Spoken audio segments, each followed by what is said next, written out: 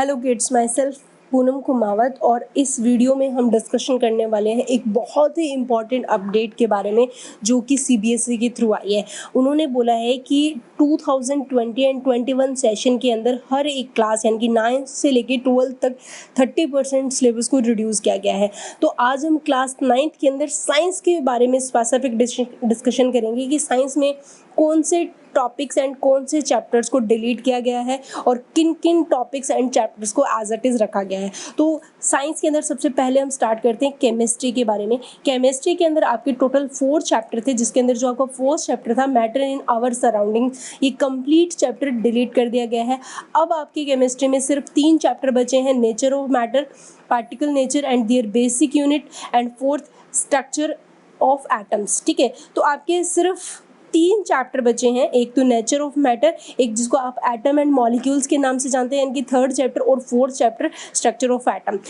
4 में से आपके सिर्फ 3 चैप्टर को ही केमिस्ट्री के अंदर आपको लर्न करना है। उसके बाद अगर हम बात करें बायोलॉजी के बारे में, तो बायोलॉजी के अंदर अगर आप देखोगे तो आपकी सबसे बड़ा चैप्टर जो काफ़ी बच्चों के लिए कॉम्प्लिकेटेड चैप्टर रहता है, डाइवर्सिटी इन लिविंग ऑर्गेनिज्म, जिसके अंदर हम लिविंग्स को आइडेंटिफाई करते हैं, उनको 5 किंगडम के अंदर क्लासीफाई करते हैं एंड उनके बहुत सारे एग्जाम्पल जो है लर्न करने होते हैं। तो ये चैप्टर काफ़ी कॉम्प्लिकेटेड और लेंदी चैप्टर है, तो इस पूरे के पूरे चैप्टर को अब डिलीट कर दिया गया है। यानी कि आपके बायोलॉजी में सिर्फ और सिर्फ 3 चैप्टर बचे हैं। कौन कौन से? Cell, the fundamental unit of life, यानी कि सेल बचा है, tissue, organ and organ system बचा है, एंड ह्यूमन हेल्थ, जिसको why do we fall ill, 13th जो चैप्टर है वो बचा है, जिसके अंदर आप डिफरेंट टाइप ऑफ माइक्रोब से होने वाले डिजीज के बारे में स्टडी करते हो।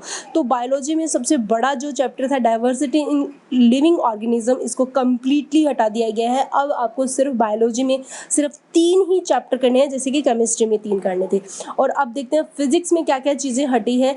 तो फिजिक्स के अंदर आपकी जो मोशन चैप्टर था वो एज इट इज़ है, फोर्स एंड न्यूटन्स लॉ वो भी एज इट इज़ है, ग्रेविटी जो चैप्टर है वो भी एज इट इज़ है, लेकिन उसका कुछ पोर्शन डिलीट किया गया है, जैसे कि फ्लोटेशन, जिसके अंदर लास्ट का जो सेगमेंट है ग्रेविटेशन का, फ्लोटेशन, ये आपके डिलीट हुआ है। और work, energy and power 11th chapter जो है वो एज इट इज़ है।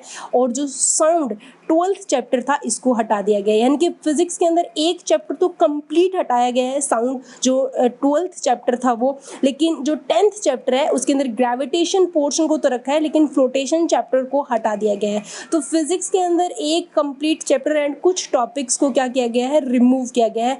बाकी फिजिक्स के आपके 4 चैप्टर जो है वो पढ़ने पड़ेंगे आपको फिजिक्स के अंदर। 3 केमिस्ट्री के हुए, 3 बायोलॉजी के हुए, 4 चैप्टर जो है वो आपको फिजिक्स के अंदर पढ़ने पड़ेंगे। 4 में से जो ग्रेविटेशन है उसका आधा पोर्शन ही आपको पढ़ना पड़ेगा। उसके बाद आती है सबसे इंपॉर्टेंट चीज़, 14th चैप्टर नेचुरल रिसोर्सेज।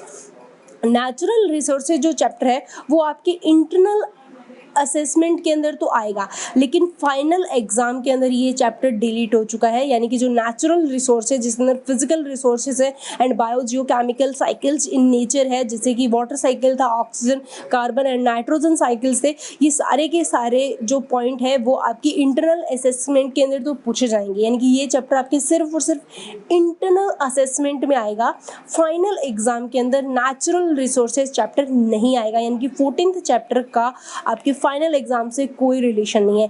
इसी के साथ ही आपका जो सबसे लास्ट चैप्टर है 15th चैप्टर, उसको भी कंप्लीटली डिलीट कर दिया गया है। यानी कि इम्प्रूवमेंट इन फूड रिसोर्सेज, ये चैप्टर आपका फाइनल एग्जाम में नहीं आएगा, ये डिलीट कर दिया गया है।